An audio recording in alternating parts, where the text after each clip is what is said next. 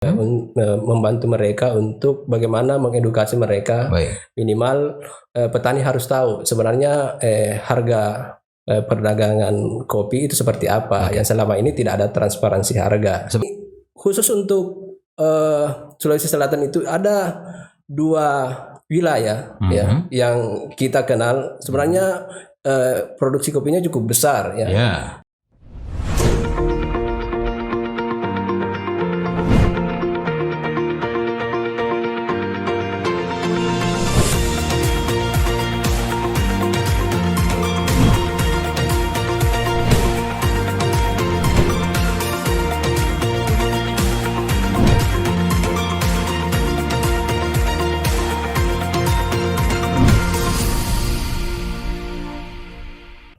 Assalamualaikum warahmatullahi wabarakatuh. Kita berjumpa kembali di Jurnal Podcast bersama saya Rudi Rustam. Di episode ke-6,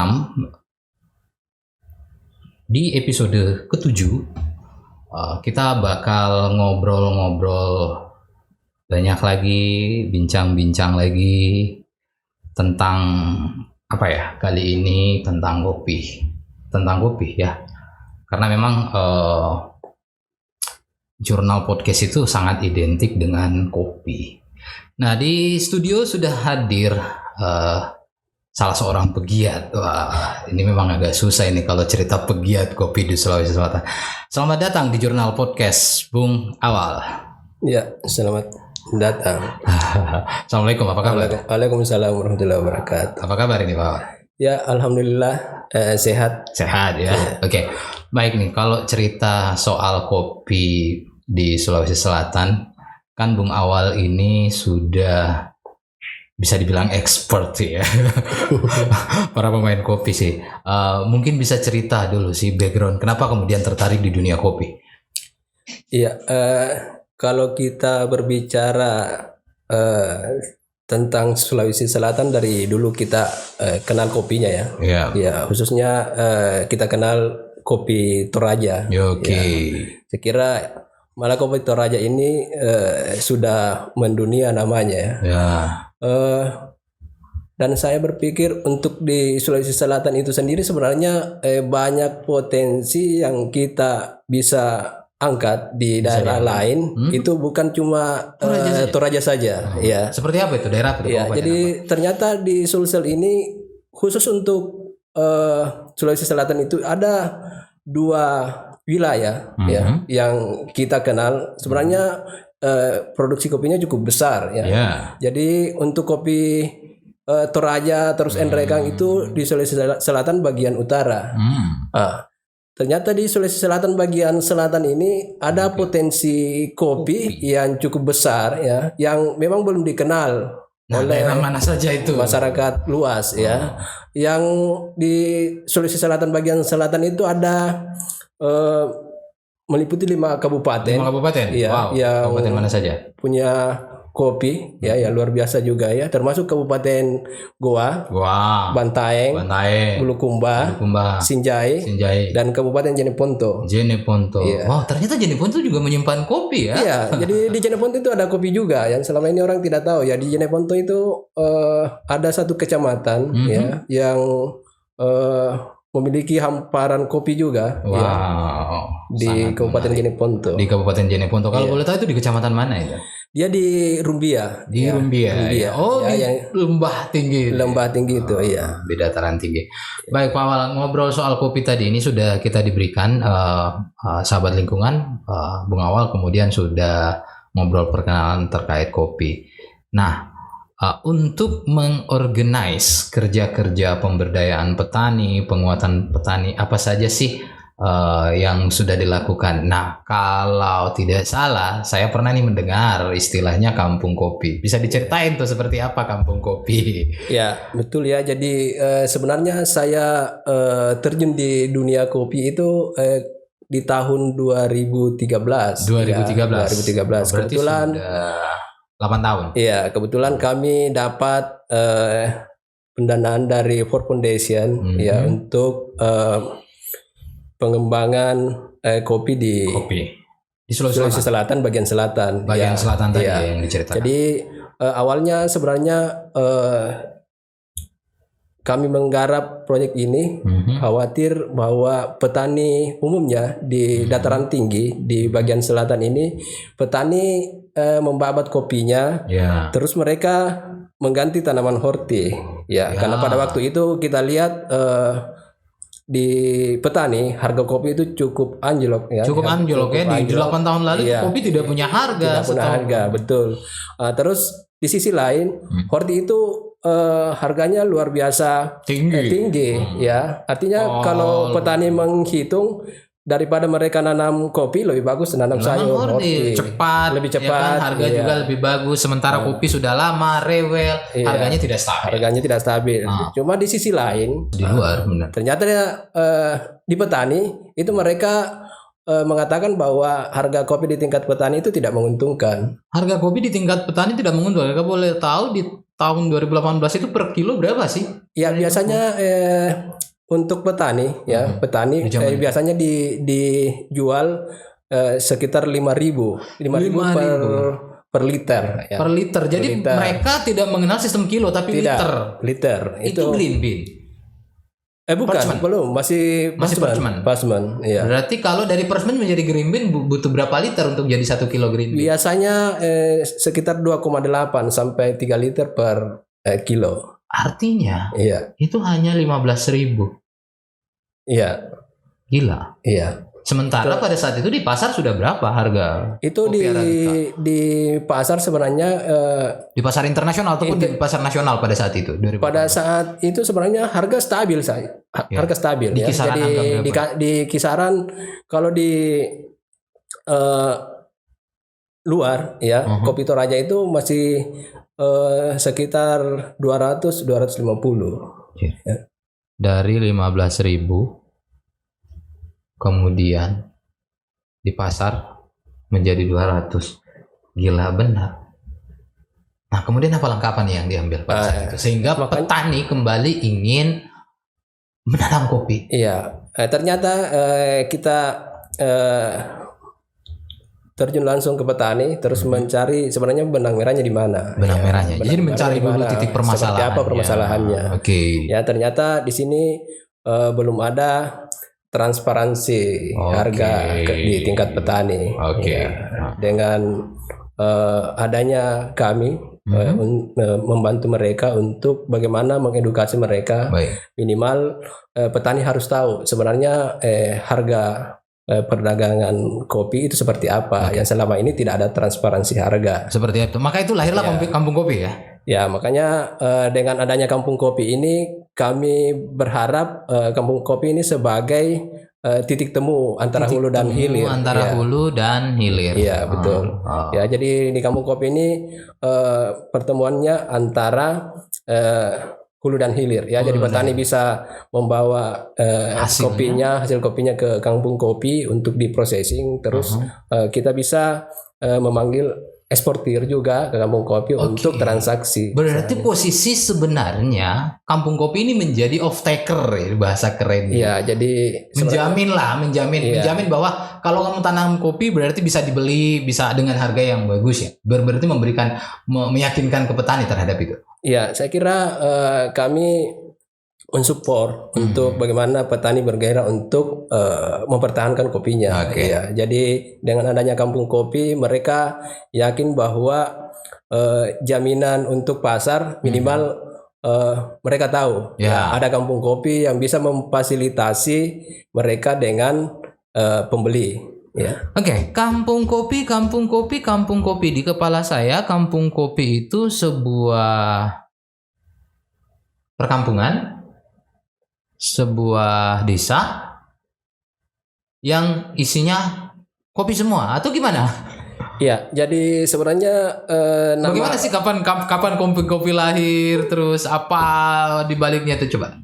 Ya, jadi sebenarnya kita namakan Kampung Kopi ya karena semua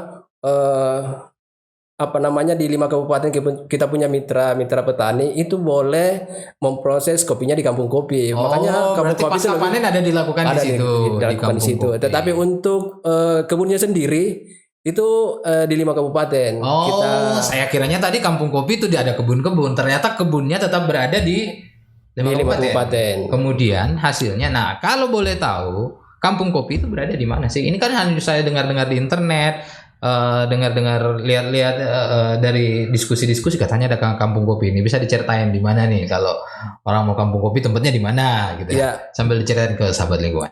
Jadi untuk kampung kopi tempatnya itu di Dusun Wilayah, Desa Palantikang, Kecamatan Patalasang, Kabupaten Goa. Ya, kalau dari Makassar kira-kira lewat dekatnya lewat mana ini? Kalau saya mau ke kampung kopi, saya mau ke kampung kopi tapi tidak tahu ya, itu lewat mana. Di Google Map ada ya? Ada. Ya, jadi jarak kampung kopi dari Makassar ke kampung kopi itu kurang lebih 30 km.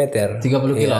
Ya, setengah jam sampai 1 jam. Ya, setengah jam lebih, itu lewat mana biasanya? Itu biasanya ini. Kalau saya kalau kita dari Makassar itu lebih cepatnya itu lewat Hertas nih, jalan Hertas nih. Ya, terus tembus ke Pasar Burung-Burung. Nah, terus kantor Kecamatan Patalasang. Oh, berarti arah ke Malino. Kalau lewat Hertas nih. Iya, betul. Sudah pasti lewat kampung kopi di situ ya. Oke. Berarti nanti kalau ada waktu siapa tahu teman-teman sahabat lingkungan ada yang tertarik mau melihat langsung seperti apa kampung kopi, profilingnya juga nanti akan setelah kita flashingnya juga ada di sini. Baik, sebelum kita lanjut ke sesi kedua sambil diperbaiki mic-nya Bung Awal, kita break dulu karena di depan ini juga ada alat kopi ya. Oh iya. kita akan ngopi. Salah satu ciri khas dari Jurnal Podcast juga tetap ngopi. Jadi memang ya Jurnal Podcast juga mendukung kemajuan kopi-kopi lokal yang ada di Sulawesi Selatan. Cuman kita tidak ada branding. Brandingnya ini milik roastery ini tidak. Kita tidak ngobrol soal itu. Pokoknya semua kopi enak di Sulawesi Selatan akan dihadirkan di Jurnal Podcast. Baik. Kita akan kembali setelah sesi berikut.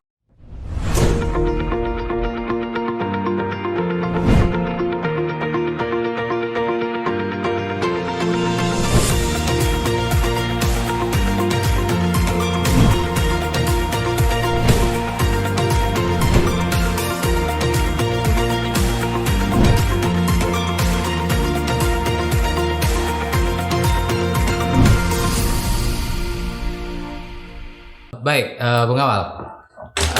Tadi kan kita sudah ngobrol-ngobrol soal kopi nih. Sambil kita tunggu di panasnya airnya, kita akan nyipon. Terus apa saja sih program yang sudah dilaksanakan Kampung Kopi selama 8 tahun ini ya? Mungkin bisa diceritakan. Ya, jadi sebenarnya khusus untuk Kampung Kopi itu baru diresmikan oleh Bapak Gubernur Sulawesi Selatan itu di bulan Juni 2019. Oh, jadi diresmikan oleh Gubernur Sulawesi Selatan pada saat itu ya. Ya itu 2019.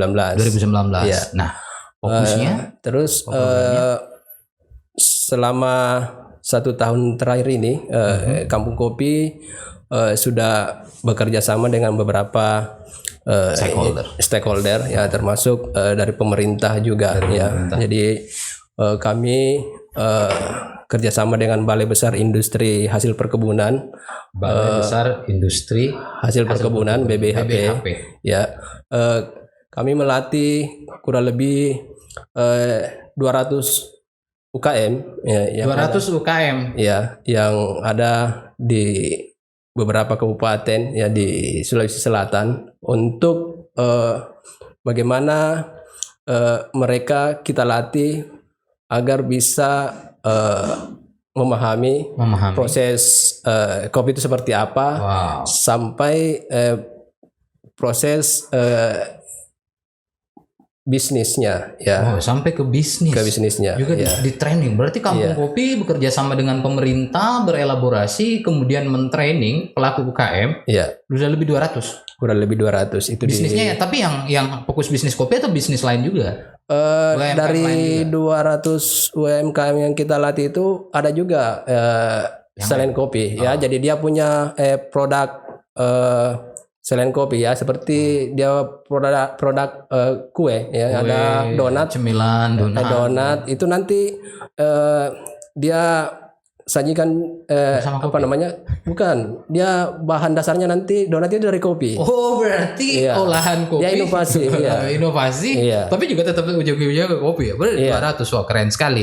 Nah, di pelatihan itu apa saja sih yang di training? Ini kayaknya menarik ini. Apa Iya. saja sih yang di training di UMKM itu? Mungkin misalnya soal kopi apa saja sih biar sobat lingkungan tidak penasaran seperti apa sih kampung kopi itu. Iya. Jadi kalau di kampung kopi biasanya kita memperkenalkan. Jadi biasanya trainingnya itu dari hulu sampai hilir ya. Hulu sampai hilir. Sampai hilir. Karena kadang-kadang orang kan melihat kopi cuma taunya kita ambil kopinya, Nah, terus kopi kita nih. Ini taruh di sementara yang gelas, kita bikin, ya, kita benar. seduh, terus diminum.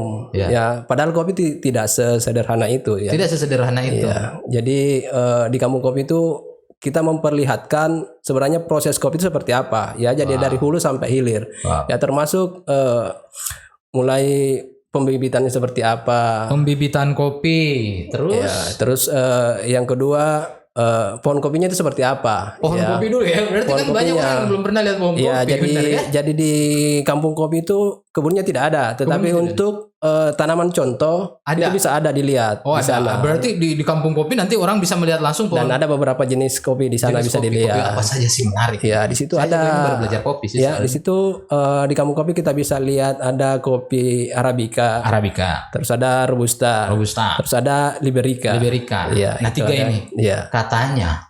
Katanya ini 3 jenis. Tapi katanya sih varietasnya juga banyak ya. Iya, Ya, jadi sebenarnya yang umum dikenal ya di masyarakat ya yang taunya kopi Robusta, Arabica, Iya. ya. Dan sebenarnya dari kopi ini juga itu berbagai macam jenis. Oh. Iya, Berarti Arabica banyak jenis. ada banyak Robusta jenisnya. juga banyak jenisnya. Banyak jenis. Kalau saya tahu kopi ya pokoknya kopi hitam minum jadi. Ya itu dia.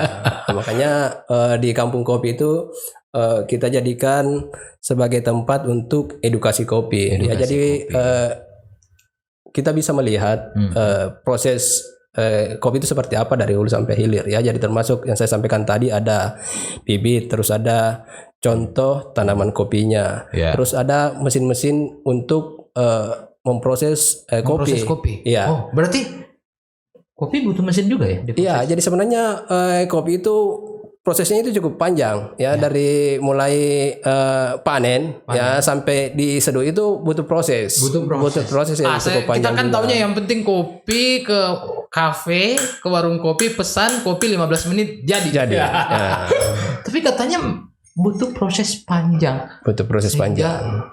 melahirkan kopi enak. Iya. Seperti apa tuh Bung Awal? Diceritakan. Ya, jadi Sambil saya belajar. untuk standar processing itu sebenarnya dari tingkat petani ya. Jadi kopi itu kita harus petik merah.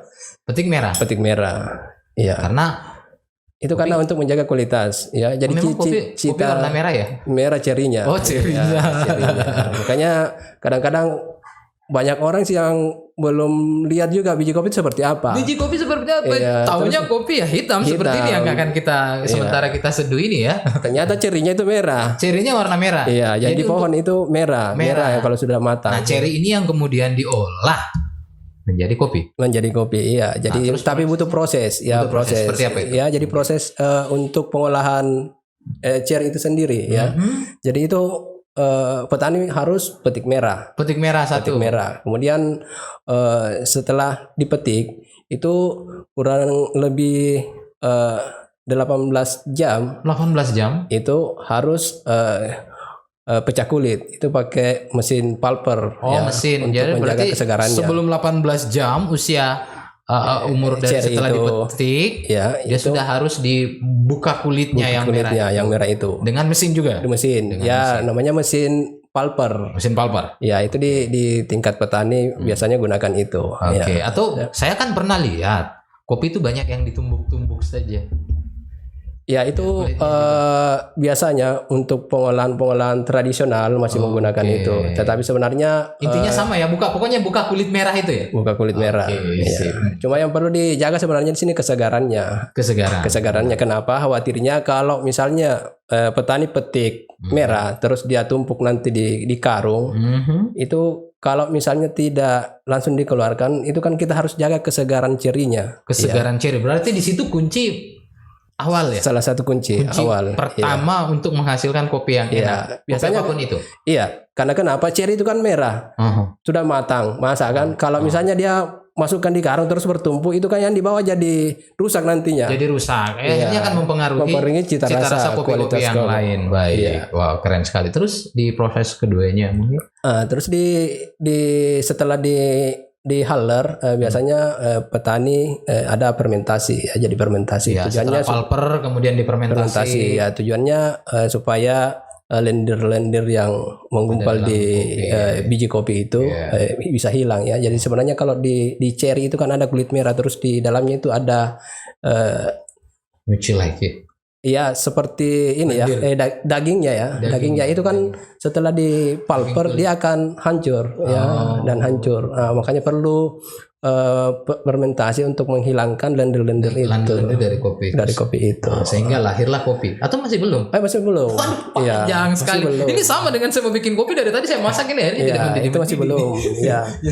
Setelah ya fermentasi dicuci, itu masih ada kulit tanduk ya. Jadi biasanya kita sebut parchment atau kopi tanduk atau kopi gaba. Kopi gaba, parchment, HS ya. Itu biasanya istilah di petani macam-macam. Petani macam-macam ya. Saya bingung aja. Ini kalau kopi, kita bercerita kopi, sahabat lingkungan ternyata memang sangat pelik sekali. Mulai dari cherry, terus proses pulping, terus proses fermentasi, dijemur. Dibuka lagi kulit tanduk. Iya. Isinya namanya lain lagi. Kopi gaba, HS, atau apa lagi tadi? Iya. Jadi setelah parchment itu kan masih ada kulit luarnya ya. Orang biasa bilang kulit tanduk. Kulit tanduk. Masih yang kulitnya keras itu kan. Ya. Setelah proses itu kita masuk di mesin lagi. Huller. Ya. Tapi sebelum di huller harus kita adakan ini penjemuran dulu.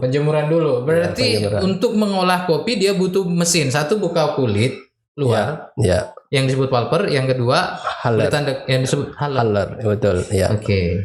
Nah, itu sebelum diproses huller, kopi parchment tadi, ya itu harus dijemur dulu. Kenapa?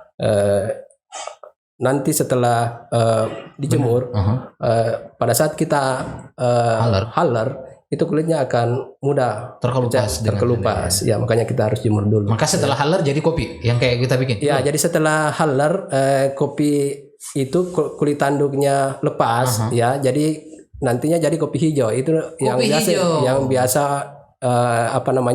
orang bilang ini green bean. Iya. Oh, baru menjadi atau kopi beras, kopi hijau. Iya. Wow. Pulper, huller melahirkan green bean atau kopi hijau. Masih belum bisa dikonsumsi ya? Belum. Itu masih biji mentah ya. Masih biji mentah. Ini memang kopi bener nih sahabat lingkungan. Kayak memang benar-benar panjang prosesnya ya. Biji mentah kemudian proses selanjutnya. Ya, jadi setelah jadi green bean itu harus dijemur lagi. Dijemur lagi. Ya, itu dijemur kurang lebih kadar air itu sampai 11-12%. 11 sampai 12%. Ya. Baru kita bisa disangrai ya. Jadi setelah proses green bean itu ada proses selanjutnya. Jadi proses selanjutnya itu roasting ya. Jadi menyangrai. Oh, disangrai digoreng. Ini kan yang green bean itu masih mentah. Jadi kalau untuk proses selanjutnya dikonsumsi ya harus lewat proses roasting. Itu pakai mesin atau pakai wajan atau pakai apa?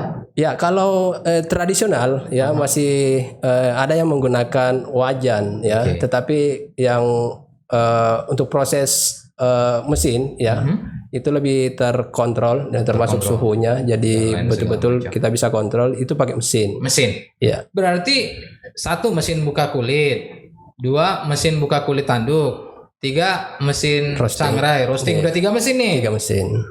Sudah bisa langsung diminum kalau sudah itu? Belum juga. Hah? Ya, belum juga. Jadi masih ada proses. Ini kan untuk roasting sendiri Ya, itu cuma ini kan sudah menyangrai. dibikin. Menyangrai saja. Jadi dia masih dalam bentuk biji. Oh, dari masih bentuk biji. Biji Gila, yang di- kopi ini kok ribet sekali. Ya, dari Berarti harus green pakai bean mesin ke- lagi. mesin lagi. Ya, jadi kalau biasanya di untuk kafe ya, mereka punya mesin untuk Grinder. grinder, terus yang ada menghancurkan jadi bubuk, mesin kan? untuk Seperti ini? iya, yang Oke. digunakan barista. Oh, Ya, di barista. jadi ya. Berarti kopi memang sudah 4 nih tahapnya. Iya. Grinder lagi. Iya. Sudah di grinder. Nah, biasanya kalau saya mau minum espresso, wih, keren espresso. Itu pakai mesin lagi ya.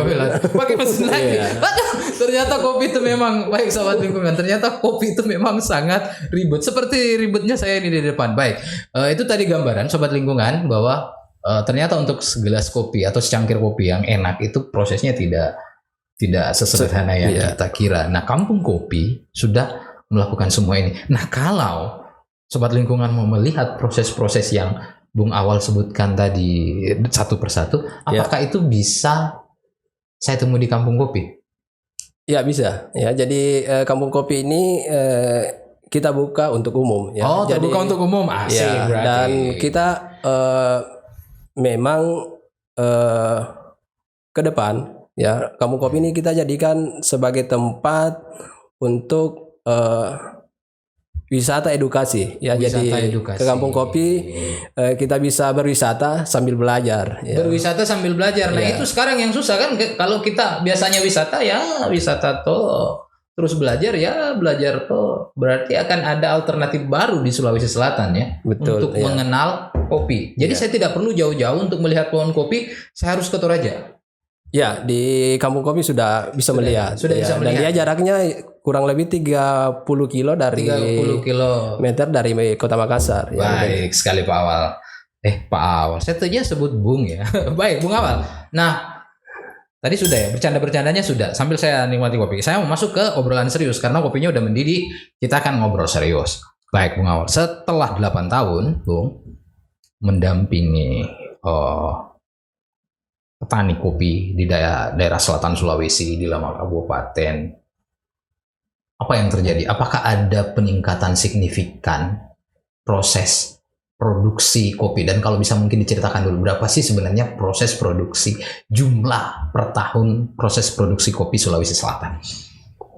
Iya, jadi yang kami punya Data. data ya, khusus untuk di wilayah selatan saja ya. Jadi Wilayah selatan kami, saja tadi ya? kami lebih fokus ke selatan. wilayah selatan untuk pendampingan petani kopi ya. Jadi kita pertama berbicara perubahan harga. Perubahan harga. Saya kira cukup signifikan perubahannya ya. Jadi saya sampaikan tadi di 2013 di tingkat petani itu harga kopi per liternya itu sekitar 5.000-an. 5.000-an Ya. di 2013. Ya, kemudian naik. kita mencoba untuk mendampingi kurang lebih 3 tahun. 3 tahun di 2016 kemudian. Ya, kita mencoba untuk bagaimana bisa mengangkat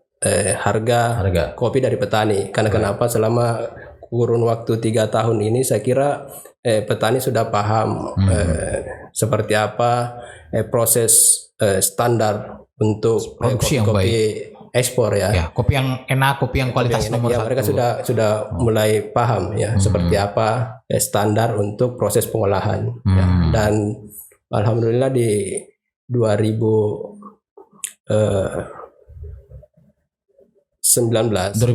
berarti 2 tahun lalu. Ya. ya itu harga sudah beranjak naik ya. Jadi dari harga 9.000 terus 12.000 12.000, 15.000 15.000, 18.000 18.000. malah pernah sampai mencapai harga 35.000. 35.000. Wow, keren sekali. Jadi dalam kurun waktu Kampung Kopi dan gerakannya kemudian berhasil mengedukasi petani, meningkatkan kualitas sehingga berdampak pada perubahan harga karena sudah standar. Wow, menarik sekali nih, Bung Awal.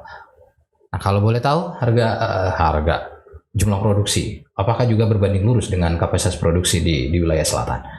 Ya, jadi yang kami fokuskan untuk mitra-mitra petani yang betul-betul bisa mengikuti standar proses yang kami berikan ya. Jadi di antara 2.000 petani yang kami dampingi. 2.000 petani. Ya, 2.000 petani dari 5 kabupaten. Ya, itu kurang lebih 114 kelompok tani yang 114 kelompok tani yang fokus di kopi. Ya. Itu masih sebagian kecil yang bisa mengikuti standar proses pasca panen yang kita inginkan, itu standar sesuai standar ekspor ya. Masih sebagian kecil dari 2.000 lah, tidak semua berarti. Tidak semua. Karena kenapa? Masih ada beberapa keterbatasan ya, termasuk peralatan yang belum mampu. Terus selain itu untuk proses yang kita berikan standar itu butuh semacam peralatan ya, yang mereka harus gunakan. Dalamnya kadang-kadang petani tidak punya peralatannya itu. Ya, berarti juga dibantu ya, atau diberikan akses informasi, atau bahkan mungkin Kampung Kopi juga langsung membantu memberikan peralatan atau gimana? Ya, karena ini jumlah mitra kami cukup besar ya. Jadi kami ada beberapa kelompok yang difasilitasi sebagai pilot projectnya. Ada beberapa kelompok. Ada berapa kelompok tuh kalau boleh tahu? Ya, itu di 5 kabupaten kita sebar ya. Jadi ada beberapa kelompok yang kita termasuk pemberian peralatan pulper. Kemudian kita ada pemberian bibit gratis yang selama 3 tahun kita dampingi. Berarti Kampung Kopi mendampingi selama 3 tahun. Baik, nah dalam 3 tahun itu kemudian terjadi peningkatan produksi juga ya? Ya, jadi sebenarnya yang signifikan yang bisa kita lihat, yang pertama perubahan harga. Kemudian yang kedua produktivitas ya. Jadi di 2013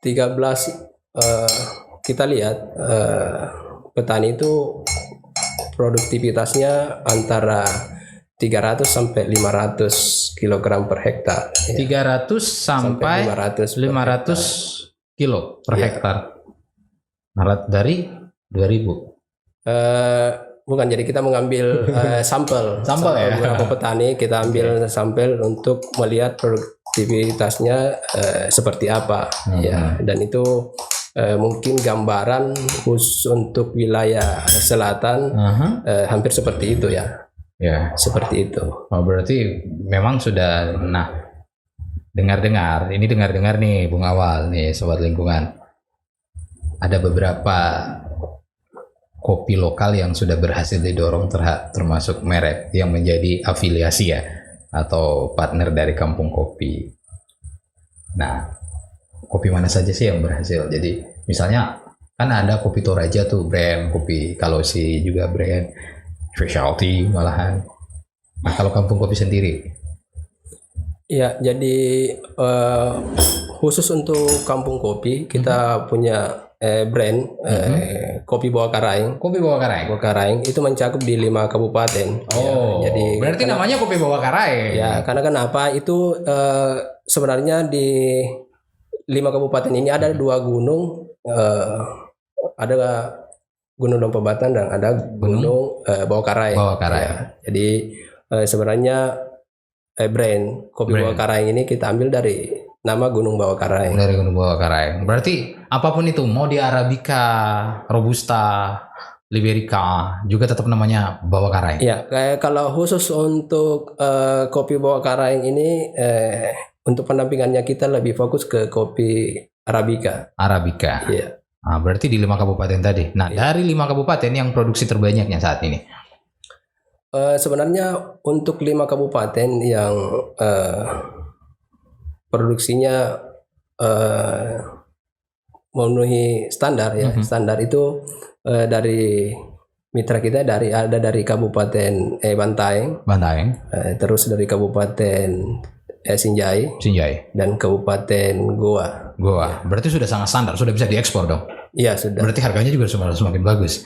Ya alhamdulillah. Oke, sangat menarik sekali. Ini kopinya juga sudah jadi. Sambil kita ngobrol-ngobrol terus, Bung Awal, bahwa Sobat Lingkungan, itulah tadi gambaran-gambaran tentang apa yang dikerjakan oleh Kampung Kopi. Terus apa yang sudah dilakukan selama 8 tahun. Bagaimana Kampung Kopi kemudian berjibaku bersama dan saat ini berelaborasi bersama pemerintah untuk meningkatkan kapasitas UMKM petani yang ada di Sulawesi Selatan, terutama di wilayah selatan Sulawesi.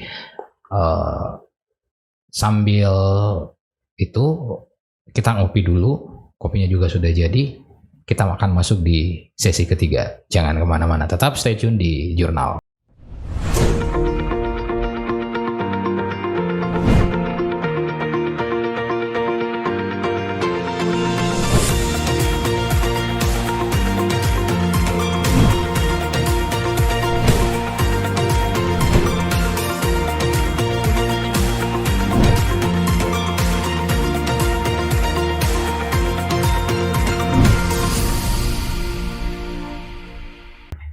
Sudah sangat dari awal tadi Bung Awal sudah menceritakan soal bagaimana sih akhirnya kopi-kopi yang enak itu bisa sampai di tangan kita, ternyata prosesnya sangat panjang. Nah, bercerita soal kopi, bercerita soal ekonomi, tentu Bung Awal ini ada sebuah proses yang sangat panjang dan pelik. Ya. Nah, bagaimana strategi Kampung Kopi untuk memajukan itu semua? Apakah ada proses pendampingan tadi sudah ya, terus ada proses pemetaan pasar. Nah, tentang inkubator bisnisnya seperti apa, plan bisnisnya dan lain segala macam, mungkin Bung Awal bisa ceritakan. Silakan. Ya, terima kasih. Ya, jadi sekarang Kampung Kopi lagi merintis inkubator bisnis dan teknologi kopi Bawah Karaeng. Wow. Ya, jadi kami bekerja sama ya, jadi ada beberapa universitas ya di Sulawesi Selatan ya, termasuk Universitas Hasanuddin, Universitas Islam Negeri Makassar, ya, Universitas Muslim Indonesia, ya, UNM, ya, Unismo juga. Wow, berarti sudah ada elaborasi yang keren ini. Ya, ada UCM. Ada UCM juga. Iya. Terus Politani Pangkep. Wah, kayaknya kenal itu. Atim Makassar. Iya. Baik. Apa saja yang dilakukan dalam elaborasi itu?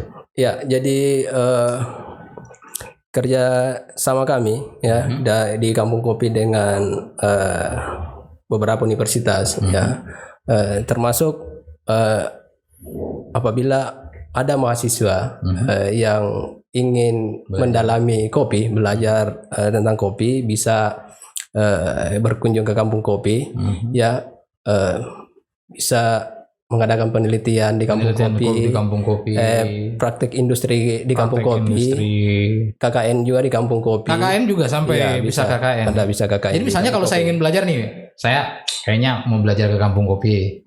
Nah, di sana bisa menginap tidak?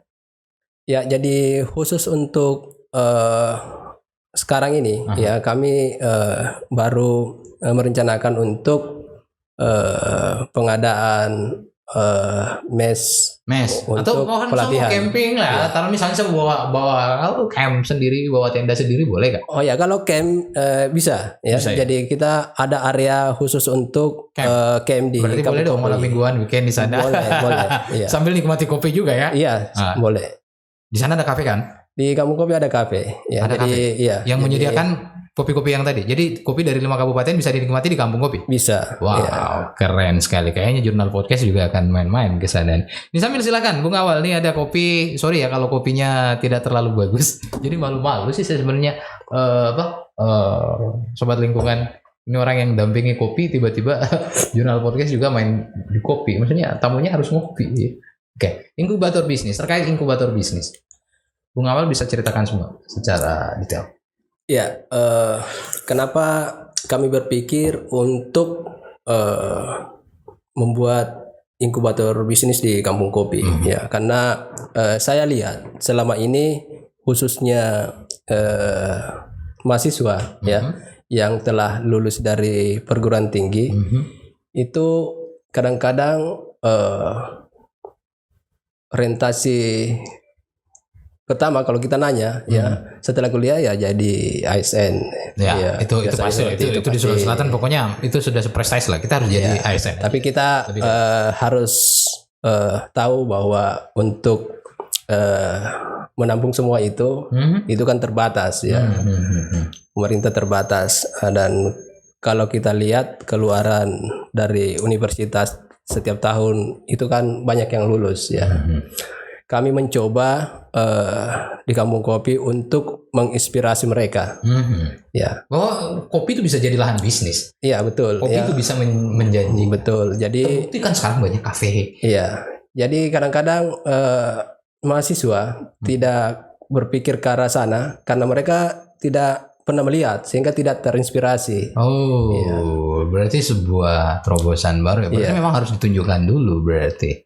Baru mereka mau melakukan sesuatu ya. Tapi itu hal yang natural menurutku. Nah sekarang kan kopi juga jadi lifestyle, kopi jadi gaya hidup ya. Termasuk Jurnal Podcast ini gayanya lifestyle-nya adalah setiap podcastnya harus ngopi. Iya. Jadi tidak bisa tidak. Iya. Nah terkait itu sih sebenarnya apakah mungkin diarahkan dalam inkubator bisnis itu kemudian rekan-rekan tadi diarahkan untuk menjadi pebisnis di bidang kopi? Ya betul ya. Jadi harapan kami dari pihak kampus ya bisa mengajak mahasiswa ke Kampung Kopi. Dari situ mereka kita tawarkan ya. Jadi kalau misalnya ada mahasiswa yang berkunjung terus berminat untuk berbisnis kopi, kami bisa memfasilitasi ya. Jadi termasuk mereka bisa belajar di Kampung Kopi, melihat proses kopi itu seperti apa. Ya, jadi mereka bisa kembali ke kampung jadi petani kopi bisa ya. Pokoknya jadi petani kopi aja dan itu menjanjikan. Bisa ya. Sangat jadi ya. Kemudian ada yang berminat untuk jadi eksportir kopi boleh eksportir ya kopi karena itu yang lebih keren lagi berarti. Kita memperlihatkan proses-proses kopi yang siap ekspor itu seperti apa. Jadi mereka akan mengerti, kopi paham yang siap diekspor dan diterima pasar global itu seperti standar apa. Di Kampung Kopi kita bisa lihat standar pengolahannya seperti apa. Ya. Kemudian di kopi itu sendiri ada proses roasting ya. Jadi mahasiswa juga ada yang minat untuk jadi roastery. Jadi roastery. Roastery ini roastery juga kan bisnis ya, bisnis juga. Ya kita bisa mensuplai kopi shop, kafe, warkop itu dengan kita menyangrai ya. Jadi roastery. Jadi roastery aja ya. Kemudian bisa juga jadi pengusaha kafe. Pengusaha kafe, kopi shop. Jadi juga semua bisa diajar di situ dari bisnis plan-nya dan segala sampai ke baristanya ya. Jadi ke baristanya bisa belajar di Kampung Kopi juga. Wow, untuk menjadi barista belajar manner kopi berarti ya. Saya kalau saya mah yang penting ya bikin kopi ya minum aja kayak ada urusan. Ya, tapi saya tetap juga harus betul belajar untuk menjadi seorang barista yang baik. Karena ya kopi itu juga barista itu penting di dalam menyajikan sebuah kopi yang enak. Baik nih, Bung Awal. Nah, kalau kemudian teman-teman Jurnal Podcast ingin melihat di mana sih bisa diakses Kampung Kopi? Ada Facebooknya kah, Instagramnya atau websitenya dan lain segala macam. Mungkin bisa disebutkan di teman-teman. Ya baik. Jadi di Kampung Kopi kita ada sosial media ya. Jadi IG ya. Jadi kita Instagram Kampung Kopi Bawah Karai. Kampung Kopi Bawah Karai. Ya. Baik. Nanti Facebook, ini di bawah. Ya, di bawah Facebook ini. Kampung Kopi Bawah Karai. Facebooknya juga Kampung Kopi Bawah Karai. Website belum ya? Website belum. Jadi masih menggunakan fokus di Facebook dan Instagram. Nah, kalau misalnya kita mau bikin kegiatan nih, apakah kemudian bisa di DM dan lain segala macam, bisa dapat info lah di situ ya? Bisa. Oke. Ya, jadi berarti di sana ada kontak person yang bisa dihubungi. yang bisa dihubungi. Baik, ini akan kita tayangkan nanti di bawah sini.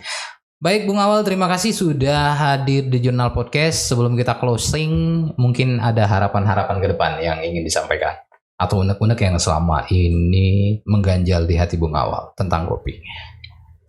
Silakan. Ya, jadi kami punya harapan ke depan ya di Sulsel ini, bagaimana kita mengangkat kopi Sulsel yang selama ini dikenal sudah mendunia ya, dan kami berharap juga beberapa wilayah di Sulsel kita ada nantinya muncul varian baru ya, baru ya, agar orang bisa memilih ya. Orang bisa memilih. Agar bisa memilih ya. Jadi bukan cuman beberapa kopi saja yang ada di Sulsel, tetapi harapannya ke depan muncul brand-brand baru, baru, sehingga banyak pilihan nantinya.